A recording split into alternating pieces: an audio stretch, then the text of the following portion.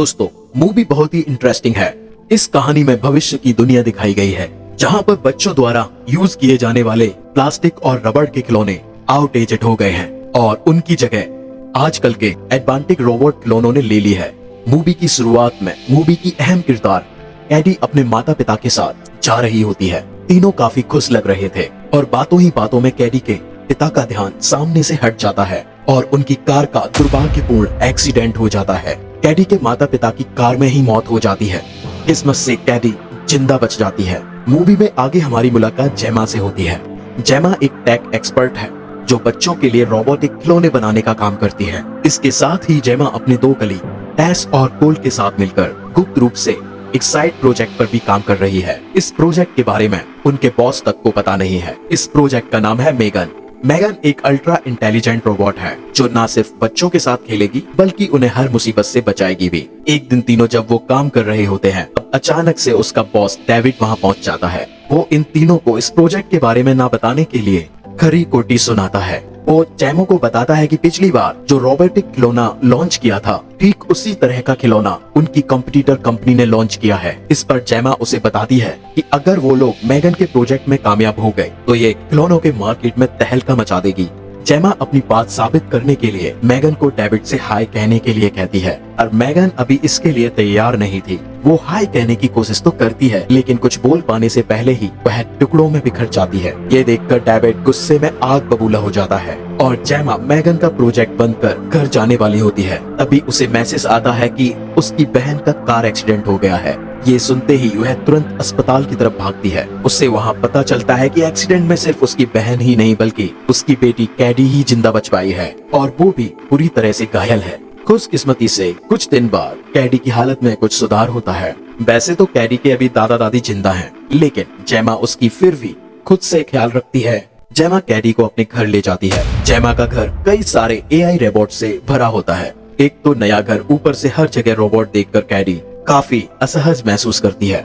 जेमा उसे अपना घर दिखाती है और कोशिश करती है कि कैडी को वहाँ काफी अच्छा महसूस हो। जेमा को बच्चों संभालने का कोई खास तजुर्बा नहीं था, इस वजह से वो भी बहुत नर्वस थी।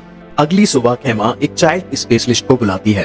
कैडी से मिलने के बाद चाइल्ड थेरेपिस्ट खेमा को बताती है कि उसके घर में मौजूद रोबोटिक खिलौने होने की वजह से कैडी को वहाँ सेटल होने में कुछ वक्त लगेगा, लेकिन यहाँ पर खेमा खुद रोबोटिक कंपनी में काम करती है। इस वजह से वह जानती थी कि आज के बच्चों को रोबोटिक खिलौनों से ज्यादा लगाव है। रात में जब जेमा काम कर रही होती है, तब कैडी उसके पास आकर बैठती है। बातों ही बातों में कैडी जेमा से उसकी काम के बारे में पूछती है। जेमा उसे बताती है कि वह रोबोटिक खिलौने बनाने वाली कंपनी में काम करती है। कैडी को भी रोबोटिक खिलौने काफी पसंद हैं। जेमा का काम काफी गजब का लगता है। जेमा कॉलेज में बनाए हुए एक प्रोजेक्ट के बारे में उसे बात करती है और उसे दिखाती है। वो रोबोट कैडी को काफी पसंद आता है। वह ये तक कहती है कि उसके पास अगर ऐसा रोबोट होगा तो उसे कोई दोस्त बनाने की कभी जरूरत नहीं पड़ेगी। कैडी की इन बातों से जेमा को अपने प्रोजेक्ट मेगन पर काम करते रहने का मोटिवेशन मिल जाता है। वह अपने साथियों के साथ मेगन पर दिन रात मेहनत करती है और कुछ ही दिनों में वह इस पे सफल भी हो जाती है। फिर मेगन के टेस्टिंग का दिन आता है। जेमा को बस यही देखना था कि मेगन और छोटे बच्चे दोनों एक साथ किस तरह से रिएक्ट करते हैं। इसके लिए जेमा को कैडी से बेहतर कोई और बच्चा मिलता। मेगन के दिमाग में प्राइमरी प्रोग्रामिंग सेट करने के लिए जेमा कैडी को मेगन के हाथों को छूकर अपना नाम बताने के लिए कहती है। उसका ऐसा करते ही मेगन एक्टिवेट हो जाती है। जेमा को मेगन ने काफी बारीकी से डिजाइन किया था। एक्टिवेट होते ही मेगन कैडी के चेहरे के हाव भाव से ही उसकी इमोशनल स्टेट जांचने लगती है और इसी के आधार पर वह उससे बात करना शुरू करती है। उस कमरे में पेंटिंग का सामान भी रखा हुआ था। वह कैडी से कहती है कि उसे पेंट करना चाहिए। हालांकि मेगन उसे यह नहीं बताती कि वो क्या पेंट करेगी। बस वह कहती है कि वह कुछ अच्छा पेंट करने वाली है। उसके बाद वह स्केच पेन से पेपर पर कुछ ड्रॉ करती है और कुछ ही पलों बाद वह कैडी की बनाई हुई पेंटिंग को देखकर उसे देखने के लिए कहती है। कुछ ही समय बाद कैडी जब वह पेपर को देखती है तो निराश हो जाती है, क्योंकि मेगन ने उस कागज पर एक लाइन तक नहीं बनाई थी। ऊपर से मेगन उस कागज पर पानी भी गिरा देती है। बाहर से देख रहे डेविड को भी निराशा महसूस होती है। उसे लगता है कि जेमा इस बार भी फेल हो गई, लेकिन कैडी जब उस कागज को गौर से देखती है तो कैडी चौंक जाती है। कागज पे गिरे हुए पानी की वजह से मेगन का बनाया हुआ चित्र उभर कर दिखने लगता है। मेगन ने कैडी की बहुत ही खूबसूरत तस्वीर बनाई थी। देखकर कैडी बहुत ही खुश हो जाती है और डेविड भी खुशी से झूम उठता है। उसे रोबोटिक मार्केट में तहलका मचाने का जो जरिया मिल गया था वह जेमा को जल्द ही मेगन के प्रोडक्ट को लॉन्च करने का आश्वासन देता है। इसके बाद जेमा मेगन को अपने घर ले आती है।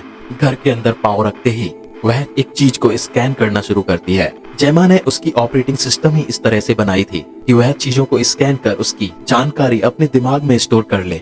अब मेगन के पास सिर्फ एक काम था, कैडी का ध्यान रखना। मेगन कैडी की हर छोटी सी छोटी चीज का ख्याल रख रही थी। अब चाहे वो कैडी की कोई भी मदद कर सकती है, चाहे वो टॉयलेट में फ्लैश करना हो, उसको ब्रश कराना हो, उसको तैयार करना हो, उसको स्कूल के लिए तैयार करना हो, जो भी जिंदगी में चीजों की जरूरत होती है छोटी सी छोटी, उनके लिए वो हेल्प कर सकती थी।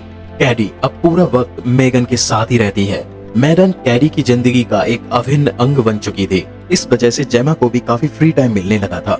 एक दिन कैडी अपने तीर और कमान के साथ खेल रही थी और मेगन उसे खेलते हुए देख लेती है। तभी कैडी मेगन से उसका गुम होता हुआ तीर ढूंढने के लिए कहती है। जेमा और उसके पड़ोसी के कंपाउंड में एक छेद था। मेगन को उसी छेद से उस पड़ोसी के आंगन में पड़ा हुआ तीर मिलता है। वो उसे लेने के लिए आगे बढ़ती है, पर उसे ये नहीं पता था कि पड़ोसी के पास एक खूंखार कुत्ता भी है। वो मेगन को अपने दांतों में पकड़कर घसीटने लगता है। कैडी जोर से मदद के लिए चिल्लाती है, लेकिन जेमा अपने काम में बिजी होने की वजह से उसे उसकी आवाज सुनाई नहीं देती। तब कैडी खुद ही मेगन की मदद करने के लिए आगे बढ़ती है। वो जैसे ही आगे बढ़ती है तो कुत्ता उससे भी काटने लगता है। इस बार उसके चिल्लाने की आवाज जेमा के कानों में पहुंच जाती है। वो तुरंत घर से बाहर आती है। तब कुत्ते ने मेगन और कैडी को छोड़ दिया था। कुत्ते की वजह से जेमा अपने पड़ोसी को काफी खरी खोटी सुनाती है। वो भी माफी मांगने की बजाय उससे ही उल्टा जवाब देती है। मेगन पड़ोसी को अजीब ढंग से घूर रही थी। कुत्ते की काटने की वजह से कैडी की तबीयत खराब हो जाती है। मेगन के अंदर बदले की भावना जाग गई थी। रात होते ही वह पड़ोसी उसी के कुत्ते को उसके मालिक के आवाज में अपने पास बुलाती है। कुत्ते के पास आते ही वो उसे मौत के घाट उतार देती है। अगली सुबह पड़ोसी अपने कुत्ते को आवाज लगा रही होती है। उसकी आवाज सुनकर जेमा नींद से जागती है। हेमा पड़ोसी को देखती है। उसे नजरअंदाज कर कैडी की तबीयत देखने और उसके कमरे में जाती है। कैडी की तबीयत में सुधार तो था, लेकिन वो अभी भी पूरी तरह से ठीक नहीं हुई थी। आज जेमा की कंपनी में बोर्ड के सामने मेगन का प्रेजेंटेशन था, क्योंकि कैडी ही मेगन की प्राइम यूजर है। उसका वहाँ होना सबसे ज्यादा अहम है। यही बात जेमा कैडी को बताती है। वो उससे ये भी कहती है कि अगर वो आज सिर्फ आराम करना चाहती है तो वे लोग बाद में भी इस प्रेजेंटेशन को कर सकते हैं। लेकिन कैडी प्रेजेंटेशन के लिए हामी भरती है। प्रेजेंटेशन के वक्त कैडी को मेगन के साथ एक कमरे में बंद कर दिया जाता है और बोर्ड मेंबर्स इन दोनों को देखने लगते हैं। कैडी कमरे में उदास बैठी थी, तभी वो रोने लगती है। उसे रोता देख सभी बोर्ड मेंबर निराश होने लगते हैं और मेगन इस सिचुएशन को बड़े ही प्यार से संभाल लेती है। वो कैडी से उससे उदासी की वजह पूछती है। कैडी उसे बताती है कि वो अपने माता पिता की मौत को याद कर रही है। मेगन कैडी से उसकी माँ की अच्छी आदतों के बारे में पूछती है। कैडी उसके माँ के साथ बिताए हुए सबसे अच्छे पल के बारे में बताती है। मेगन ये सब उसकी छाती में फिट वॉइस रिकॉर्डर में रिकॉर्ड करती है और कहती है कि अब वो जब भी चाहे वो इस रिकॉर्ड को सुन सकती है। इसके बाद मेगन कैडी का मूड बदलने के लिए एक गाना भी गाती है। बाहर से ये सब देख रहे बोर्ड मेंबर मेगन की होशियारी से काफी प्रभावित हो जाते हैं। कुछ लोग तो रो देते हैं। उस कंपनी का डायरेक्टर मेगन से काफी इम्प्रेस हो गया था। वो मेगन का प्रोडक्ट लॉन्च करने की इजाजत भी देता है। साथ ही जेमा के प्रमोशन के लिए पेपरों को तैयार करता है। दूसरी ओर मेगन का पीए मेगन का कोड चुरा रहा था। पता चलता है कि असिस्टेंस ही वो आदमी था जो कंपनी में तैयार होने वाले प्रोडक्ट्स की डिटेल दूसरी कंपनी को बेचता था। तभी डेविड वहाँ आता है। डेविड के आते ही वह तुरंत लैपटॉप बंद कर देता है। डेविड को लगता है कि असिस्टेंस कोई गंदी फिल्म देख रहा है, इस वजह से वह उसके लैपटॉप पर ध्यान नहीं देता। डेविड उसे मेगन के प्रमोशन से रिलेटेड कुछ पेपर तैयार करने के लिए कहता है और वहाँ से चला जाता है। अगले दिन कैडी को देखने के लिए चाइल्ड थेरेपिस्ट घर आती है। कैडी के साथ सेशन खत्म करने के बाद चाइल्ड थेरेपिस्ट इस नतीजे पर पहुँचती है कि जेमा से एक बहुत बड़ी गलती हुई है। वह कहती है कि जब किसी बच्चे के माँ बाप मर जाते हैं तब किसी दूसरे इंसान के सहारे की सख्त जरूरत होती है। कैडी की जिंदगी में बदकिस्मती से वह साथ मेगन है। यही वजह है कि वह मेगन से कुछ ज्यादा ही घुल मिल गई है। मेगन की जगह जेमा को होना चाहिए था, क्योंकि मेगन को उसके साथ होने की वजह से कैडी को बाहर की दुनिया से अलग कर दिया है। अगर ऐसा ही चलता रहा वो पूरी तरह से ग्रो नहीं कर पाएगी। डिनर के वक्त जेमा जेडी से बात करती है। वो उसे बताती है कि उसने आउटडोर स्कूल ढूंढ निकाला है, जहां बच्चों को क्लासरूम में बंद करने की बजाय बाहर के आगोश में पढ़ाया जाता है। जेमा कैडी को घर से बाहर निकलकर अपने जैसे बच्चों के साथ समय बिताने के लिए कहती है। कैडी हेमा से पूछती है क्या वो अपने साथ मेगन को साथ ले जा सकती है। जेमा के मना करते ही वह गुस्से में उठकर वहाँ से जाने लगती है। जेमा उसे रोकने की कोशिश करती है, लेकिन कैडी गुस्से में उसकी ना बात मानते हुए वहाँ से जाने की कोशिश करती है। मैगन भी ये सब देख रही थी। वो कैरी को छोड़ने के लिए जेमा को धमकाती है और डांटते हुए कहती है कि उसे यूजर्स की प्राइवेट बातों में दखल अंदाजी नहीं करनी चाहिए। जेमा मैगन को बंद होने का आदेश देती है, लेकिन मैगन इंसानों की भांति पूछती है क्या वो श्योर है कि उसे बंद हो जाना चाहिए। जेमा उसे फिर से बंद होने का आदेश देती है। तब जाकर मैगन खुद को ऑफ करती है। मैगन बंद हुई या नहीं ये देखने के लिए जेमा उसके पास जाती है। हालांकि जैसे ही वह वहाँ से जाने लगती है, मैगन अपने आप अपनी आंखें खोलती है। मैगन की हरकतों से लग रहा था कि धीमे धीमे वह जेमा के कंट्रोल से बाहर होती जा रही है। अगले दिन जेमा कैरी को आउटडोर स्कूल लेकर जाती है। कैरी अभी भी मैगन को अपने साथ रखने की जिद कर रही थी। तभी उस स्कूल की एक टीचर वहाँ आती है और जेमा और कैरी की उसने बातें सुन ली थी। वह जेमा से कहती है कि कैरी उसका खिलौना मैगन को स्कूल ला सकती है। उन्होंने बच्चों के खिलौनों के लिए एक खास जगह बनाई हुई थी जहाँ पर वे लोग उनके खिलौने रखा करते थे, क्योंकि मैगन को अभी तक ऑफिशियली लॉन्च नहीं किया गया था। इस वजह से जेमा को इस बात का भी डर था कि कोई मैगन को चुरा ना ले। मैगन उसकी ये परेशानी भाप लेती है और जेमा से कहती है वो हमेशा अपने अंदर का जीपीएस ऑन रखेगी ताकि जेमा को उसकी लोकेशन पता रहे। टीचर जेमा को एक और सुझाव देती है, कहती है कि मैगन और कैरी पर नजर रखने के लिए जेमा भी वहाँ रुक सकती है। आखिरकार जेमा मान जाती है। टीचर सभी बच्चों को इकट्ठा कर वहाँ पर एक्टिविटी देने वाली थी। उसी बीच जेमा और अन्य एक स्टूडेंट ब्रैंडन की माँ बच्चों के लिए सैंडविचेस बना रहे थे। ईथन की माँ और जेमा के बीच हल्की सी बातचीत होती है जिसमें पता चलता है कि उसका बेटा ब्रैंडन काफी बदतमीज लड़का है। वहाँ टीचर बच्चों को एक्टिविटीज परफॉर्म करने के लिए दो बच्चों के ग्रुप में डिवाइड करते हैं। बदकिस्मती से कैरी को पार्टनर तौर पर ब्रैंडन मिलता है। दोनों जंगल में एक्टिविटी परफॉर्म कर रहे थे। तब अचानक ब्रैंडन कैरी को परेशान करने लगता है। तभी मैगन वहाँ आ जाती है। कैरी मैगन को वहाँ देखकर चौंक जाती है। ब्रैंडन उससे मैगन के बारे में पूछता है। कैरी उसे बताती है कि वो एक रोबोट है। ब्रैंडन मैगन को देखने उसके पास जाता है। कैरी से कहता है कि वो मैगन को उसके साथ बात करने के लिए कहे। कैरी उसे बताती है कि मैगन उसके अलावा और किसी साथ बात नहीं करती। ये सुनते ही ब्रैंडन मैगन को उठाकर जंगल में भाग जाता है। कैरी मदद के लिए जेमा को आवाज देती है। जेमा को उसकी आवाज सुनाई नहीं देती है और साथ ही वह देखती है कि मैगन अपनी जगह पर नहीं है। वो तुरंत कैरी की तरफ भागती है। दूसरी ओर ब्रैंडन मैगन को एक सुनसान जगह पर ले जाकर रुकता है और उसे मारने लगता है। उसे इस बात का जरा भी अंदाजा नहीं था कि आगे उसके साथ क्या होने वाला है। तभी मैगन एक्टिवेट हो जाती है। ब्रैंडन को सबक सिखाने के लिए वो बड़ी निर्दयता के साथ उसका कान उखाड़ देती है। ब्रैंडन जैसे तैसे मैगन को उसके चंगुल से छुड़ाता है और वहाँ से भागने लगता है, पर मैगन इतने में ही कहाँ मानने वाली थी। मैगन जंगली जानवर की तरह उसके पीछे पड़ जाती है। भागते भागते ब्रैंडन फिसल जाता है और सीधे रोड पर जाकर गिरता है। इससे पहले कि ब्रैंडन खुद को संभाल पाता, एक कार उसे कुचल देती है। मैगन ये भयानक दृश्य बड़ी ही क्रूरता के साथ देख रही थी। इसके बाद पुलिस सभी से इस घटना के बारे में पूछती है। मैगन कार की खिड़की से कैरी के हाव भाव पढ़ रही थी। कैरी काफी घबराई हुई थी। मैगन कैरी के हाव भाव से समझ गई कि वो खुद को इसके लिए जिम्मेदार मान रही है। घर पहुंचने के बाद जेमा कैरी को शांत करती है। जेमा कैरी को जंगल में जो कुछ हुआ वो बताने के लिए कहती है। कैरी उसे बताती है कि ब्रैंडन मैगन को जहाँ रखा था वहाँ से उठाकर भाग गया। वो जेमा को ये बात नहीं बताती कि मैगन खुद जंगल में आई थी। भी दरवाजे पर दस्तक होती है। दरवाजे पर पुलिस वाला था। पुलिस वाला पड़ोसी के गुम हुए कुत्ते के बारे में पूछता है। मैगन उसे बताती है कि उस बारे में उसे कुछ पता नहीं। तभी पीछे से पड़ोसी चिल्लाकर जेमा को आरोप लगाते हुए कहती है कि उसी ने उसके कुत्ते को गायब किया है।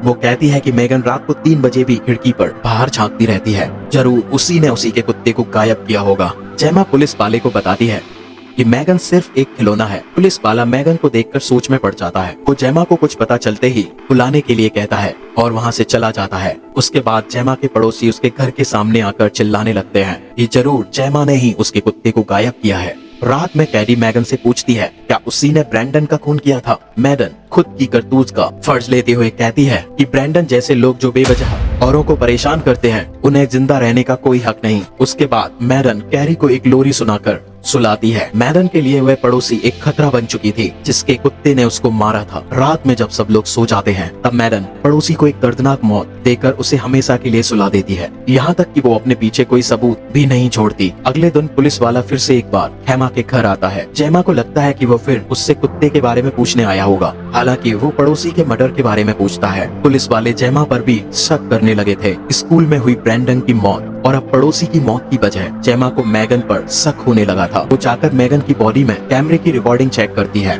वहाँ उसे एक रिकॉर्डिंग दिखाई देती है जिसमें ब्रैंडन मौजूद था, लेकिन इससे पहले कि जेमा वो रिकॉर्डिंग पूरी देख पाती वो रिकॉर्डिंग बंद हो जाती है। इसके साथ ही उस दिन की वीडियो की सारी रिकॉर्डेड फाइल अपने आप करप्ट हो जाती हैं। जेमा को समझ नहीं आ रहा था कि ये सब एकाएक कैसे हो गया। तभी मैगन वहां आती है और जेमा से पूछती है कि वो क्या कर रही है। जेमा उसे झूठ बोलकर टालने की कोशिश करती है। मैगन काफी होशियार है, उसे समझ आ गया था कि जेमा को उस पर शक हो गया है। मैगन के बातों से भी जेमा का सब यकीन में बदल गया था और उन 2 हत्याओं के पीछे मैगन का ही हाथ है। जेमा उसे टर्न ऑफ होने के लिए कहती है, पर मैगन टर्न ऑफ होने के लिए इनकार कर देती है। इससे पहले कि मैगन कुछ करती, जेमा उसे एक पेन दिखाती है, बड़ी होशियारी से उसे टर्न ऑफ करती है। उसके बाद जेमा बिना समय गवाए मैगन को पैक करती है और अगले ही दिन उसे ऑफिस ले जाती है। पर इस बात से कैरी काफी खफा थी। अपने बेस्ट फ्रेंड के खोने की वजह से उसका गुस्सा 7वें आसमान पर पहुंच गया था। जेमा अपने ऑफिस में ही कैरी की चाइल्ड थेरेपिस्ट के साथ मीटिंग फिक्स करती है। ऑफिस में पहुंचने के बाद जेमा टॉस और साइल को मैगन के मर्डर होने के बारे में बताती है। हालांकि दोनों को इस बात पर यकीन करना मुश्किल हो रहा था।